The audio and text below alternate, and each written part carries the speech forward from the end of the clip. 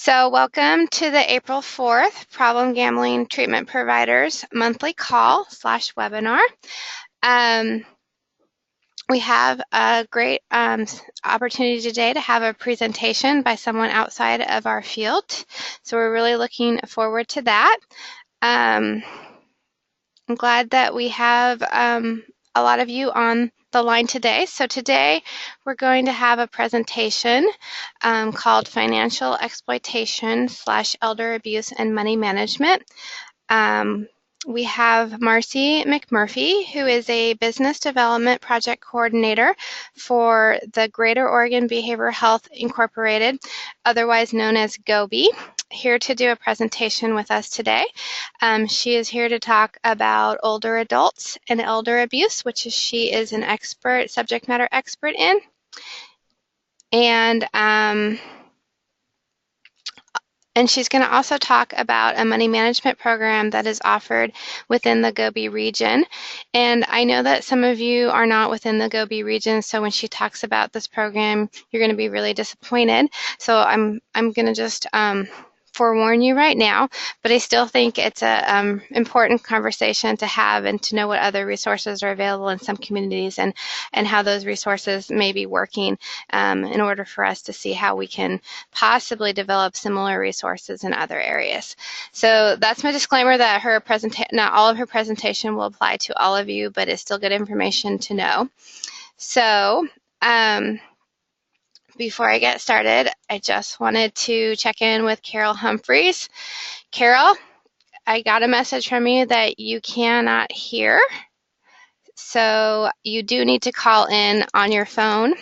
And but I guess if you're not hearing me, you're not going to hear me say that. So let me quickly just respond back to you because I want you to make sure that you hear this presentation. Okay, so thank you for your patience as I did that. So after Marcy is done speaking today, then we'll continue with our webinar with just general PGS updates and announcements with the time that's remaining. So, Marcy, are you ready to go? I am, thank you. Okay, and when you want your slide advanced, you just let me know. Okay, will do. Thank you so much. And thank you everyone for having me here today. Thank you, Greta, for inviting me to speak. If I'm speaking too fast, please let me know. I do realize now that I did not include my contact information, so I will provide that to Greta so that she can share that with anybody who is wanting my email address or phone number or any of that information.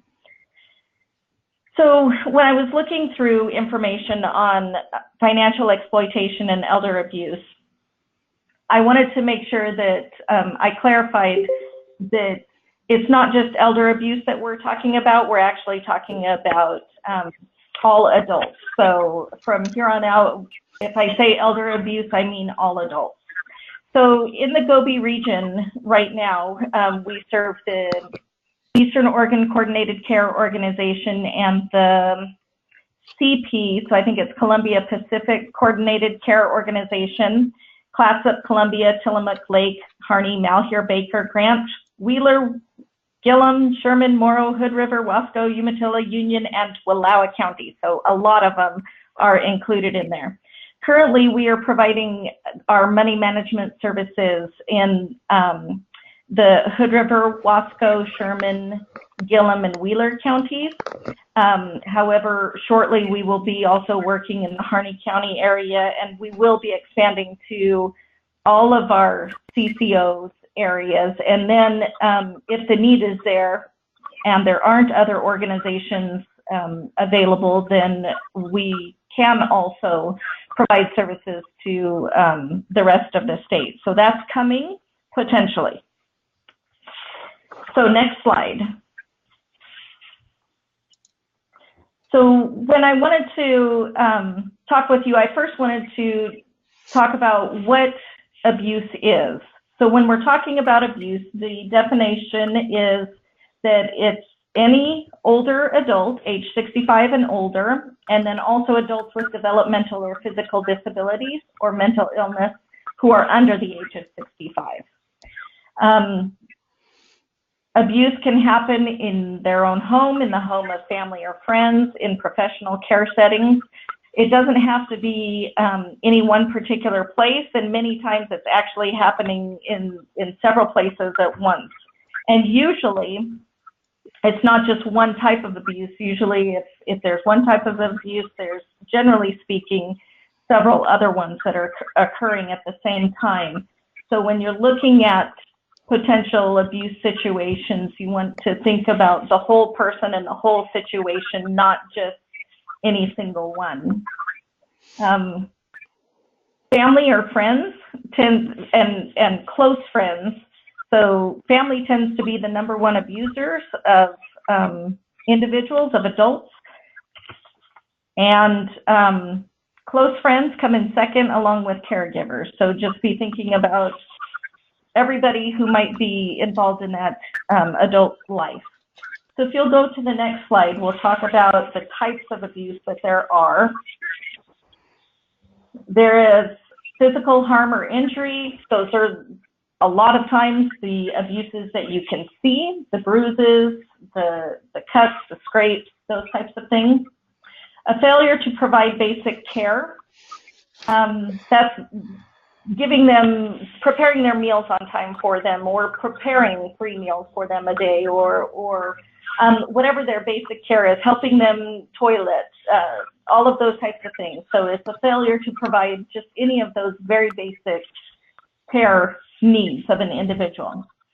And then abandonment by caregivers. And this is one that I'm not sure that people really realize is a form of abuse, is that you can't just, a caregiver can't just say, that's it, I'm done, I'm leaving, and walk out of the house if that individual has no other contact or no other way to obtain care from someone, or to receive their meals, or that basic care that we were talking about. A caregiver really does have to make sure that there is someone else who is going to provide those services. Verbal and emotional abuse, that's one that's a little bit harder to prove, a little bit harder to see unless it's done right in front of you where you can hear the verbal abuse going on. Financial exploitation, I put that in bold letters because we're going to talk more about that. That's where more of my specialty lies. So after this slide, most of the other ones are talking more about financial abuse, what it is, and what it means when you're talking about different forms of financial exploitation. Unwanted sexual contact, involuntary seclusion. So the sexual contact, I think, speaks for itself. The involuntary seclusion is putting your aunt or your grandma or your mom or your dad into a room and not allowing them to come outside of that room except for when you want them outside of that room, or even locking them into that room and not allowing them out. Wrongful restraint has to do more with physically restraining them as opposed to necessarily locking them in a room or whatever, which all of these things occur. And then self-neglect, and self-neglect is the one that is the hardest. I think it's the hardest because in Oregon, we really believe in an individual's right to choose for themselves, and we really believe in independence. So an individual can be self-neglecting to a degree that we all are just exasperated over what they're doing to themselves. But when it's investigated, generally speaking, if the individual turns them away at the door or says, no, I'm fine, then it kind of stops right there. So that's one that for me as a provider is the one that I think is the most frustrating. So if you'll go to the next slide. Oops, sorry. So in the OAPI, which is, I should have written it out. It's the Oregon Annual, Oregon Abuse something. I'll have to figure that out and get to you. I apologize for not knowing that right off the top of my head. I'm just so used to saying OAPI. So the total reported financial abuse cases of people 60 and older is 4,997. So those are the reported ones that call in and someone's saying, we believe that something's going on. So out of those, ones that are not substantiated are 2,790. Inconclusive means that they're just not able to exactly prove what's going on. Something's fishy. It appears that there is definitely wrongdoing going on, but it's just difficult to prove that. And it could be just like a first report, and then later at maybe a second, third, or fourth report that comes in, they're able to substantiate a further one, but at least these are the ones that are inconclusive. Then you have the substantiated ones, and these are the ones where they're actually able to prove that there was financial abuse occurring. And one of the things I wanted to point out on this slide that I didn't put in right is this talks about people 60 and older and then people with disabilities. The number for that total substantiated for both of those groups of people is 1,536. So the 1413 is just people 60 and older, and then there's actually 123 substantiated cases of people who are adults with physical disabilities. One of the things about these numbers is that it's expected as our population ages, so will the number of cases. Also, as we are able to normalize reporting for people, as we talk to more banking institutions and grocers and post offices and community members, community organizations, we are hoping that more cases will be reported. We definitely know that it's going to increase at some point just because of the fact that our population is going to be increasing in that age group. So if you'll go to the next slide.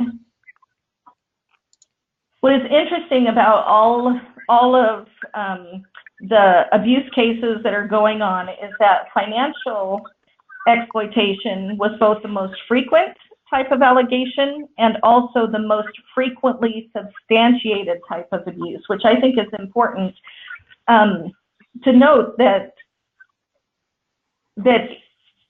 it's easier to prove because it's more on paper. You can definitely show that funds have been taken out of this account or were misused in this case. Where, like I said before, the self-neglect and some of the other ones are a little bit more difficult to figure out. So I think it's interesting to know that it not only is the most frequent type of allegation, but it's also one of the easier ones to be able to substantiate. And then in a recent study that was done, for every case reported of elder abuse or adult abuse, they believe that 24 instances were unreported. So these numbers, I mean, I think are just a drop in the bucket as to what is really going on, and then also what will be in the future going on that we will be seeing. So next slide.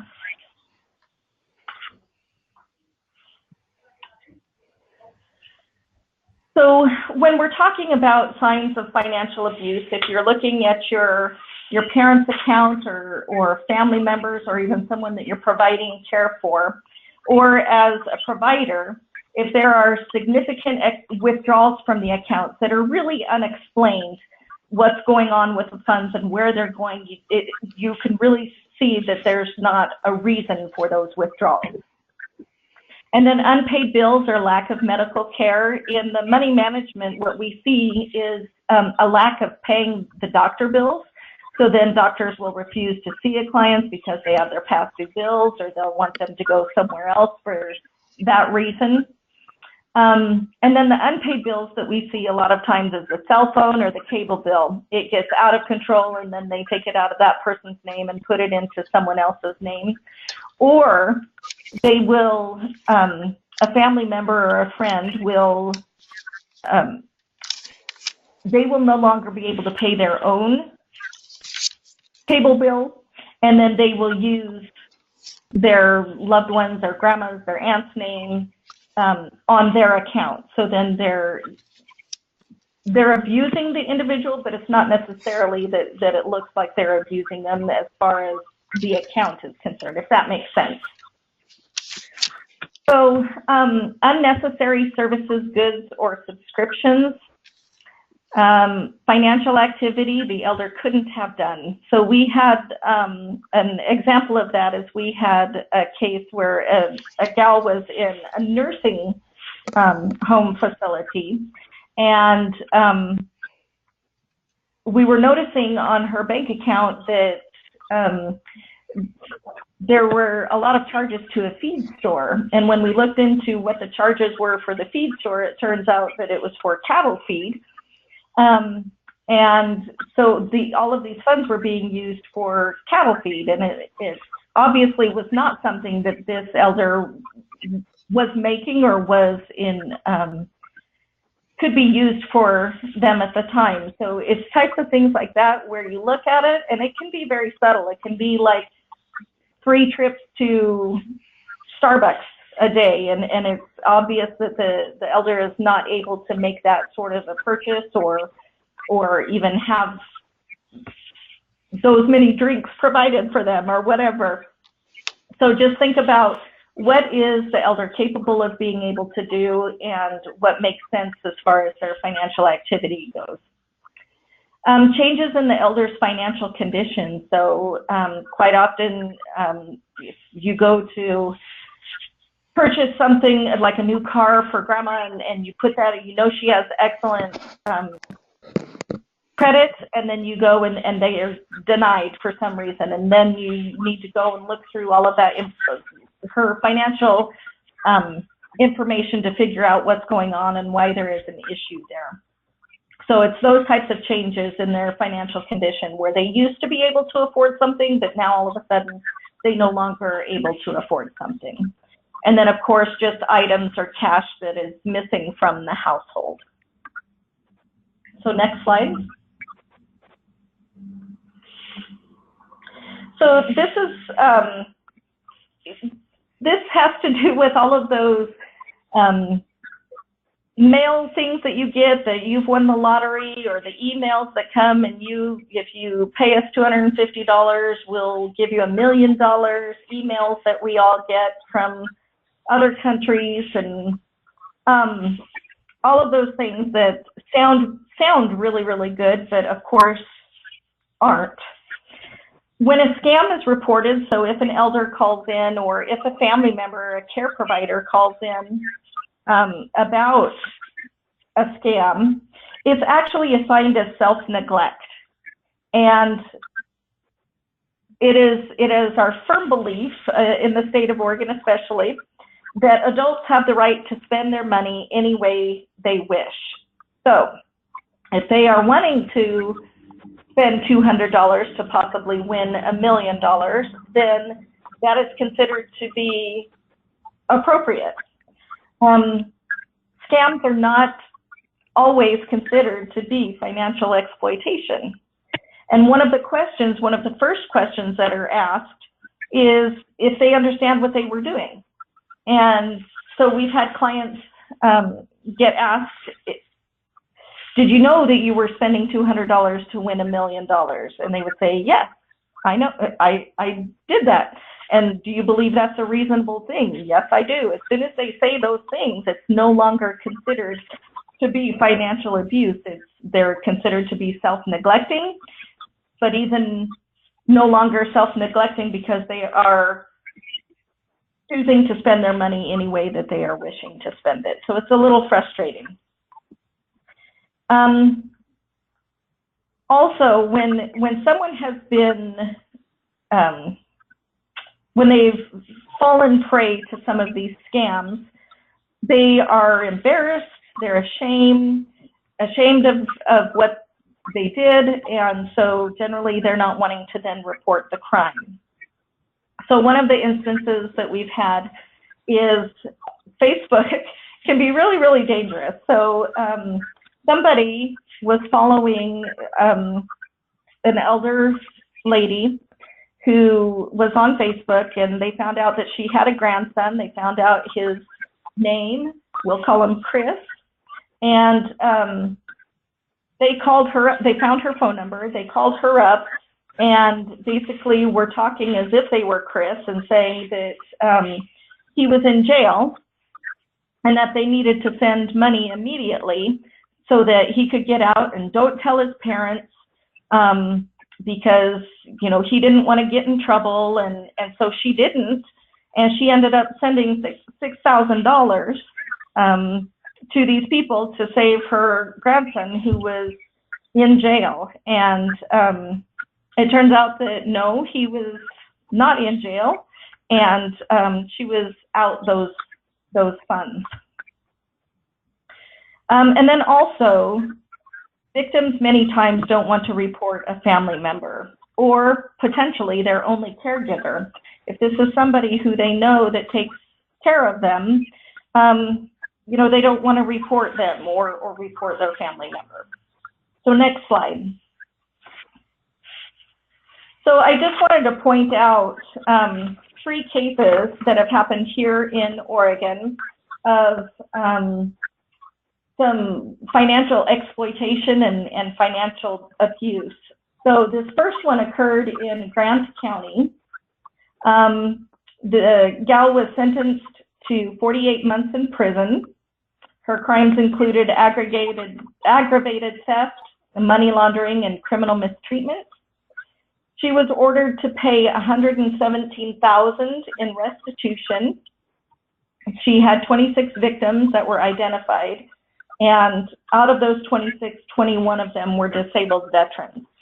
So she was an approved fiduciary for many of these individuals, and it wasn't very clear as to what was happening.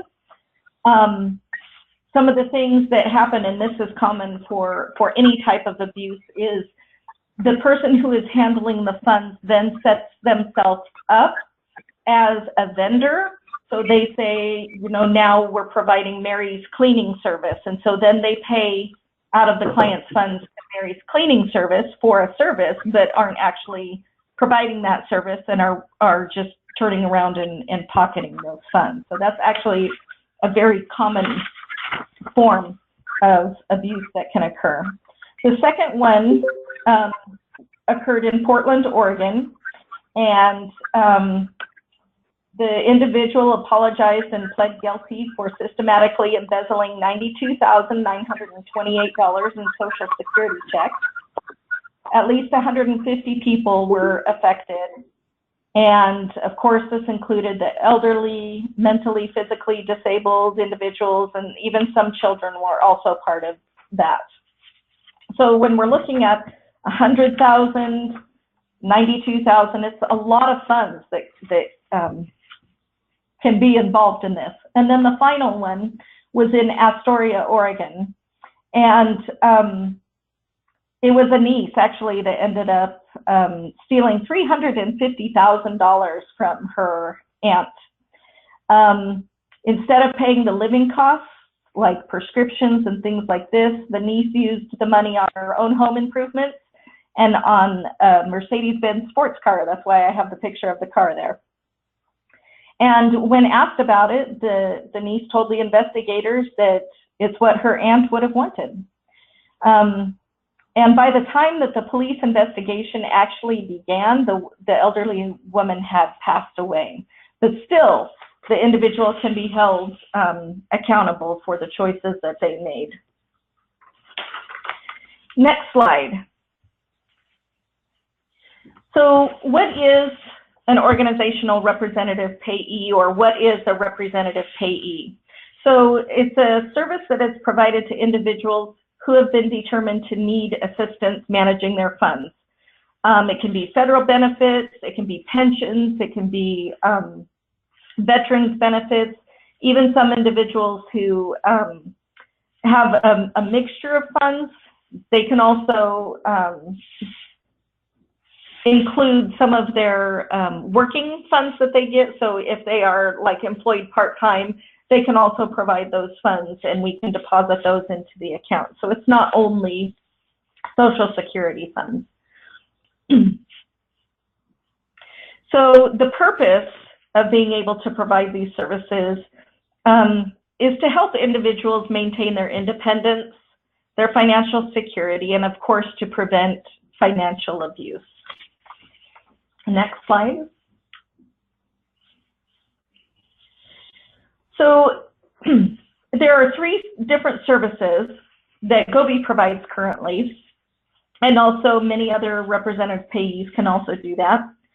So a representative payee service is where the Social Security Administration or another funder appoints the organization to manage the participants' finances. So they would appoint the Gobi Money Management Program to handle the individual's finances.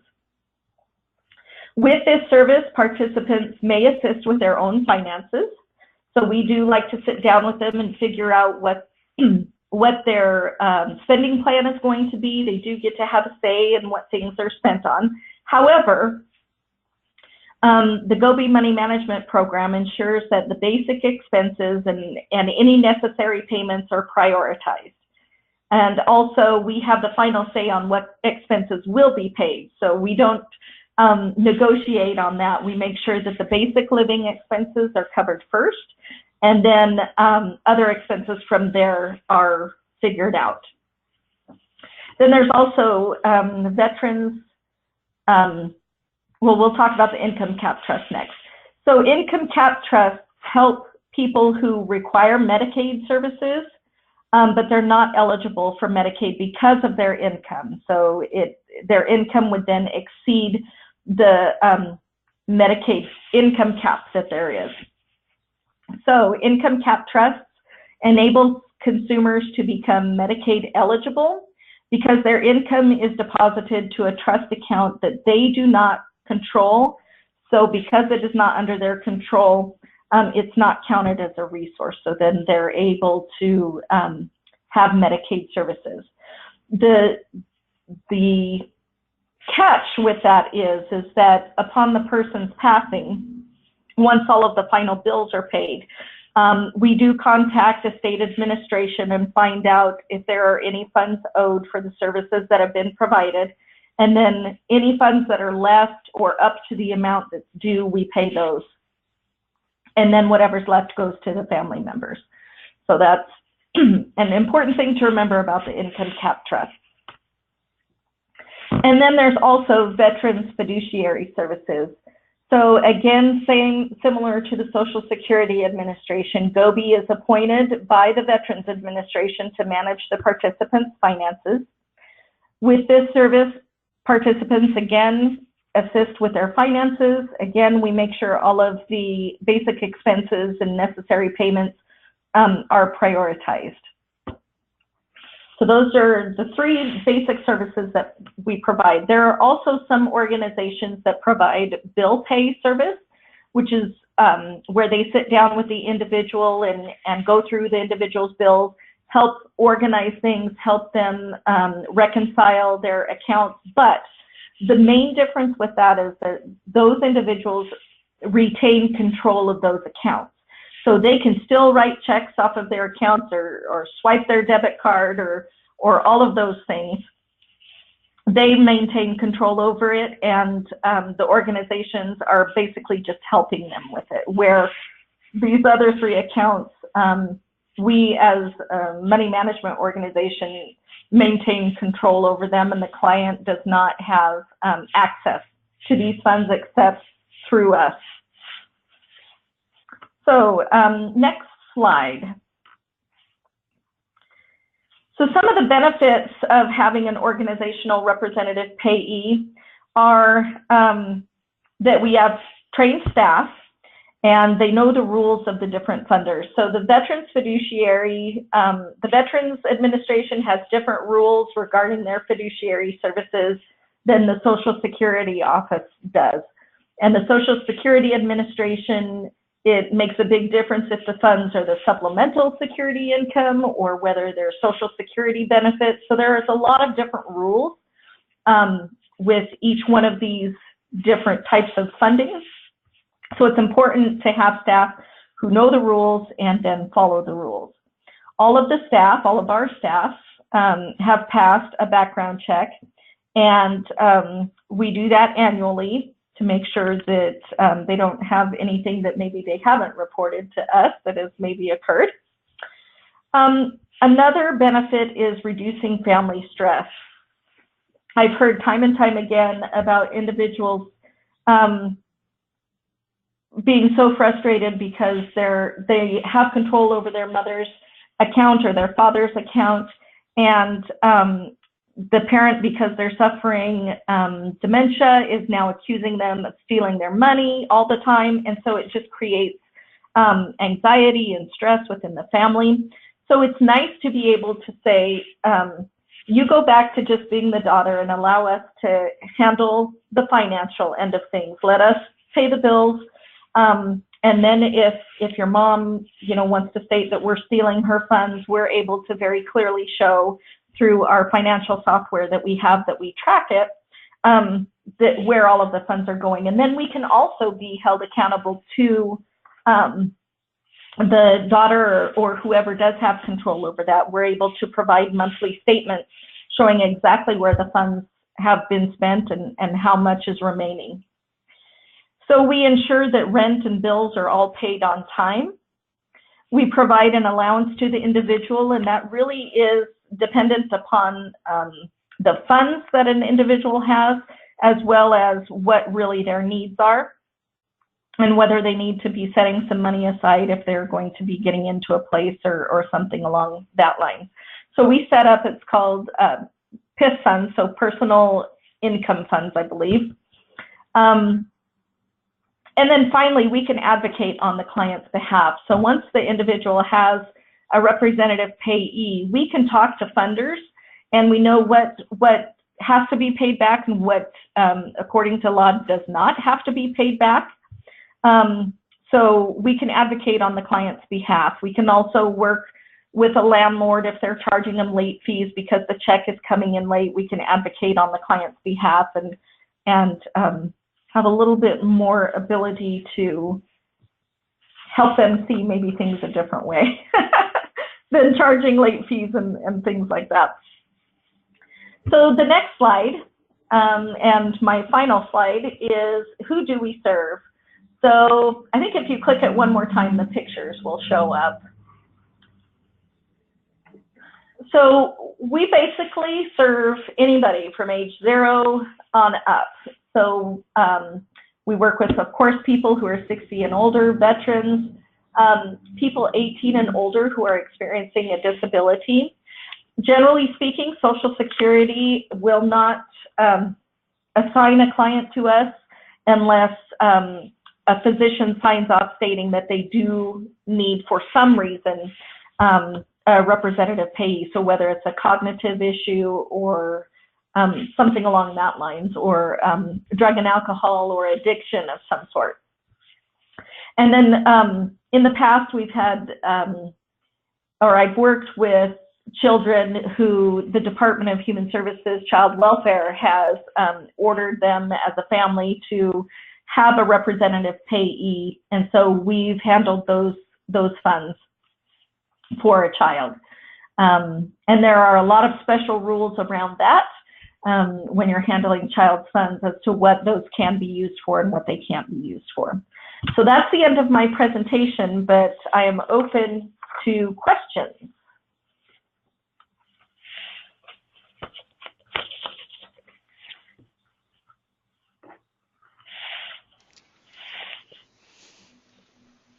Questions, anybody? Please just unmute yourself and feel free to speak.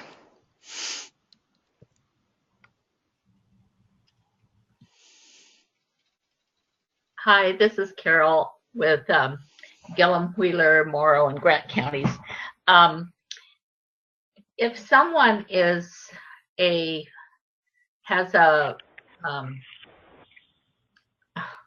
I can't think what it's called, it's a paper that allows them to take care of finances. My Power dad of was attorney. in, yeah, it just wouldn't come to me. My dad was in a rest home. And I mean, I'm just thinking for future. My stepsister was the power of attorney because she was there. And I would ask for the, an accounting of everything. And she'd always give me some excuse. And, but, you get half of everything. Write down, when your dad dies. And well, she passed away actually. And I found out that she and her children had mortgaged, where there hadn't been a mortgage on my dad's home, mortgaged 80% of the value. She had put everything in her name so that I couldn't get anything. Bought a really nice car. Basically there was literally nothing left. And by the time I even got to the house, the kids were having a yard sale and things were flying out of the house as fast as they could go. So how does somebody protect to get something like that? I mean, obviously this was 10 years ago. There's nothing at all I could do, but this, I'm sure I'm not the only person who ever had something like this happen. Are there any signs or anything somebody should look for? I mean, I should have been more insistent upon seeing the accounting, but obviously she came out with hundreds of thousands of dollars worth of stuff and her kids. That's a great question and a sad story as to exactly what can happen with financial abuse. One of the things that I would suggest is as soon as somebody starts hemming and hawing around about being able to show where the money is going, that would be an instant red flag for me. If they're not willing to immediately send you copies of the bank statements or of their accounting sheets, I would personally request the bank statements so that you can see where the money is. If they're not doing anything naughty, then there should be nothing on there that they aren't willing to share. The other thing is when you're looking at maybe putting somebody as a power of attorney and there's several children, you may want to consider having more than one person be a signer on the account than the power of attorney. So in the case of your mom or your dad there, that not only was your sister was the only one on the account, so that then you could have called the bank and asked for copies of the statements so that you could then see. Once you think that there's something going on, then you would want to call Adult Protective Services and ask for them to do an investigation. And if you don't want to call them, you can also call your local police department and let them know that you feel like something's going on and there's a financial exploitation happening. Then they can get Adult Protective Services involved. Yeah. Well, that's a good thing to know for people in the future. And yes, I shouldn't have just trusted her. And there was only a couple years of this, where I'd ask maybe every 8 months for something. Oh yeah, I'll get that to you, and never did. So yeah, those are good ideas. If I hear of anybody that's having in some kind of situation like that, I certainly will give them those good ideas to do. Thank you. So you said it occurred 10 years ago, so I think that I don't know, but it doesn't sound like there's probably any recourse that you have at this time. No, there really wasn't even then, because everything got signed over into her name and her children's name. And so, I could have gone then, but honestly, I just didn't even think of it. I was trying to get legal ability to reclaim something. And, you know, and my dad knew nothing about all this. He said, "Are you living in the house now?" And I had to tell him what happened. So Oh. he was in the rest home. So yeah. I think that's another good plug for a representative payee organization, or even to go through like a conservatorship through the court, where an organization who can be held accountable for misusing funds and has to pay them back. I think that it makes good sense. And a lot of reason why people are able to get away with that is that, one, we are too busy. And like you said, you would ask 1 month and then 8 months later, remember to ask for it again. So yeah, I'm sorry that you've had to deal with that. Well, thank you. But that does give me ideas of if I came across anything like that again with clients or whatever. Mm-hmm. So thank you. You're welcome.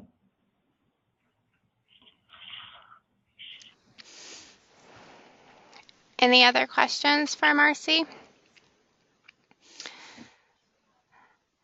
I was hoping that this presentation wouldn't necessarily provide you information that you hadn't heard before, because I would hope that you are, as providers, semi-familiar with this information, but I was hoping that it would just give you a refresher, and hoping that you can take this information and figure out how to use it with the clients that you serve. Marcy did talk a lot today about family members and being attentive to certain red flags within their parents or the older adults that they're caretaking for. And it's kind of a different population than what we see, but I think it's useful information, especially when we're doing education or client finding outreach to family members or to those in the community about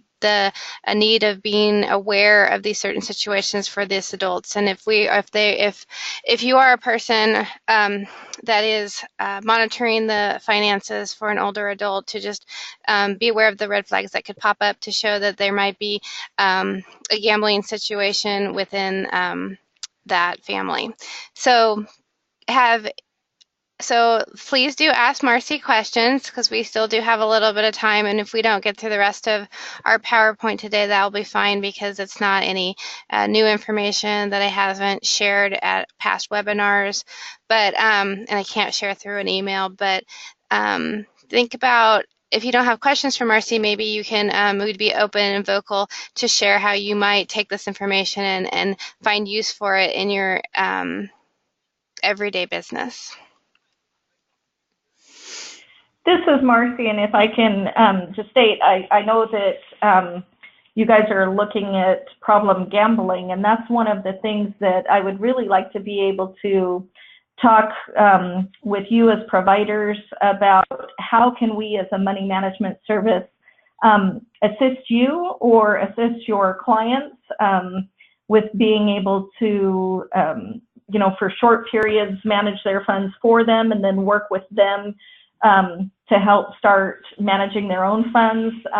If it gets to that point, I don't know. I just want to put that out there that, Gobi is an organization who is very willing to help fill where there are gaps in services, especially if it better serves clients. So I just want to put that bug in your ear that if you guys can think of something or have ideas, it would be great if you would share them. And like I said, I'll provide all my contact information to Greta so that it's available. So I just wanted to put that in there as well. But thank you for having me.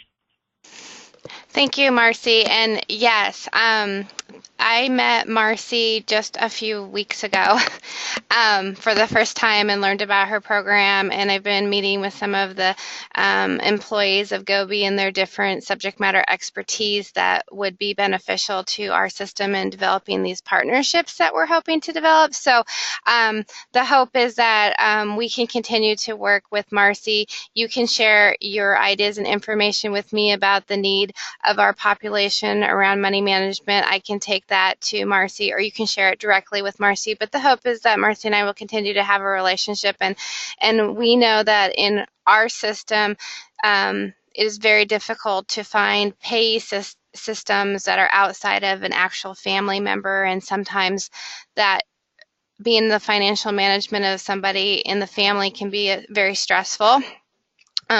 Being that financial manager for the gambler can be stressful with the family, on the family situation. So finding resources to outside sources would probably benefit our system, and so we can continue to have those conversations with Marcy at Gobi and see what types of systems we might be able to develop for ourselves. So once again, Marcy, thank you for coming and presenting to us today. We look forward to future partnerships, and I know that those on the phone probably do, or on this webinar probably do have some questions, and they're just taking all this in, and so you will probably be hearing from some of them or myself in the future. And I will pass on Marcy's information to all of you when I do a follow-up email about this webinar today.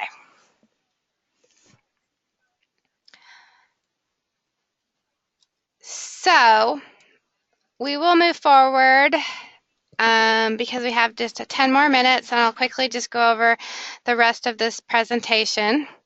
So I just wanted to announce, as I had announced via an email, that we have finally hired for our problem gambling treatment and recovery specialist position. We hired David Corse. David Corse is currently the co-occurring disorder and addictions program manager and mental health clinical supervisor at Lincoln County Health and Human Services. Prior to working at Lincoln County, David was the program manager for the problem gambling services at Volunteers of America in Portland. So he brings a great bit of experience with the gambling treatment system as a gambling clinician, and also he has experience with working Lines for Life, which is a helpline service for substance use. So that will also be beneficial to us as we advance and expand our helpline services for problem gambling. So we welcome David aboard. His start date will be April 17th, and I have to just tell you all that this hiring process has been exciting and challenging and sad. At the same time, we had so many good qualified people who applied for this position and that we interviewed. Any of them that we interviewed could have stepped into this position.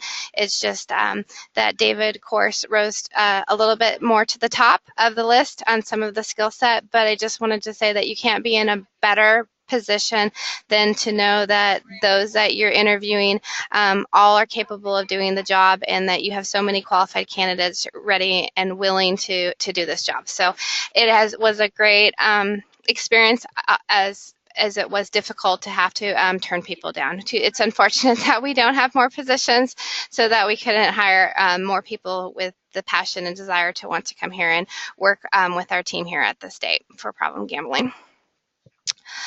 I want to just do a reminder that we do have the Focus on the Future conference coming up. It's April 30th through May 1st, which is the pre-conference workshops, and then May 2nd and 3rd for the general conference. Registration is open.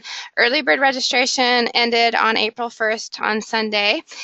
So now there is still time to register, but you will pay a little bit more of a cost. But it is still open, so you still have the opportunity, and you still do receive a discount. We at Oregon receive the Evergreen Council on Problem Gambling member price. So when you do register, make sure you use the code OHA in order to receive that discounted price. Additionally to that, we're offering once again a subsidized conference. We're subsidizing conference expenses. So if your organization does not pay the full amount needed to get you to the conference with the registration fees, the lodging, or the mileage, please consider applying also for the conference subsidy that's available so that we don't have any barriers to getting the necessary training that you need or want. That email about the guidelines and application for subsidy was sent by me on February 6th and also again on March 28th. But if you need that email resent to you, please don't hesitate to request it. Subsidy request must be received by April 20th. You do pay up front for all of your costs, and then you're reimbursed at the conference with a check for the subsidy amounts that's been approved. Once again, I just want to tell you, we're not going to be, our next treatment call is going to be Wednesday, July 11th, which seems like a really far off date, because it is. There's going to be no call in May because many of us are going to be at the Focus on the Future conference, and then there'll be no call in June because of the All Provider webinar that substitutes for that time. But do note that the July one is not on the first Wednesday of July because that's July 4th. It is on the second Wednesday, July 11th. And then, of course, we have a June 21st All Provider webinar, but you can see all the different things that are available on our training calendar, all the different dates. Here's some more opportunities: the family therapy learning sessions, the advanced families on problem gambling treatment discussions, the case training with Chris Anderson. All of these are on the Oregon PGS website under the training calendar if you want to mark your calendars with these dates. I just briefly wanted to mention CCO 2.0. So coordinated care organizations have now been operating for more than 5 years. With the goal of development of the CCOs was to save taxpayer dollars, improve, provide better care, have quality measures that are improved, and improvements in primary care and prevention. So we at OHA are moving to the next phase of our progress and goals, and they're calling this CCO 2.0. So if you hear that out in the community, that's what they're referring to. So one of the goals of CCO 2.0 as we move forward is to improve the behavioral health system and integration of that system in the CCOs with primary care. So they're getting ready to do contracting language, and in order to make sure the contract language is covering what it needs to cover, they're now taking feedback on how to make improvements in these areas. So here's a timeline of what has happened. And I just wanted to point out to you that I sent out last week a email to all of you about the CCO survey that's currently being conducted until April 30th. So if you want to complete that survey and provide some feedback, not only on problem gambling, which is not actually a specific part of the survey, but we also know that you all work within addictions and mental health and behavioral health programs, so you have that aspect too.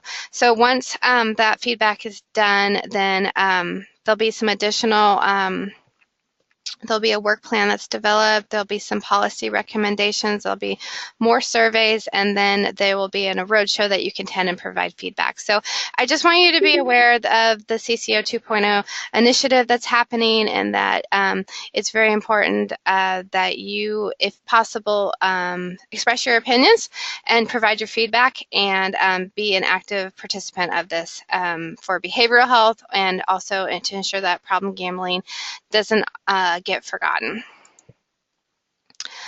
Last, I wanted to talk a little bit briefly, very quickly, about this new problem gambling resource booklet that has been put together as a collaborative effort between the Oregon Council on Problem Gambling, Oregon Health Authority, and the Oregon Lottery. This booklet came to fruition because we were looking for a one-source guide of what does our system look like, in a very easy read that could be downloaded, or a link provided to legislators, stakeholders about our system. And we also wanted to see some consistency within data that's being spoken about and talked about. We found that during one of our legislative sessions, there's a lot of testimony, and there was a lot of different data values being used for the same measure. So this is the booklet that we're directing people to. We did not print this booklet. It's just online at Oregon CPG, the Oregon Council's website. If you are interested in printing it, we can definitely get you a copy that you can send to your printer to make it a very neat and tidy printed version, but it's just something for you to use and distribute as you see fit. But we want to really direct your attention to the data that's inside of that, and to use that data to have consistent data and messaging. And then I just wanted to mention that the Oregon Council on Problem Gambling, OregonCPG.org webpage it's a new website. It's been updated. This is a really great resource. This is where the booklet lies. This is where a lot of our research prevalent studies and different things lie. And so this is just another great source to put in your bookmarks on when you're directing people to information around problem gambling for our system here. So just wanted to alert you to that. It has a new look and feel, and it's very nice and tidy. So that brings me to the end of our webinar, and it is 3:59. Does anybody have any questions? Thanks for sticking it out and allowing me to just really quickly go through the rest of that. I did want to mention that I didn't do a roll call at the beginning today of this webinar, and one of the reasons for that is because this new webinar system that we have allows me to just download attendees, and so I know exactly who was online. So if you are online with somebody else and not on your own phone line, but sharing a phone webinar login, and you want credit for attending, please let me know so that I can add you to that list, because you wouldn't register on the list. And because we had a special presentation, I'm going to go ahead and provide you with those in attendance today with 1 hour CEUs training hours. So I'll send that out to you along with Marcy's information and this link. So any questions? All right, you're all very quiet today. I hope that's because everything's going well. And to be respectful of your time, because it's now 4 o'clock, I will say have a great rest of the week. I hope to see you at the end of April at the Focus on the Future conference. And if not, and you have any questions, as always, please do not hesitate to contact me. Or you can just stay on the line and ask him right now. Either way, thank you for attending today, and have a great evening. Thank you, Greta.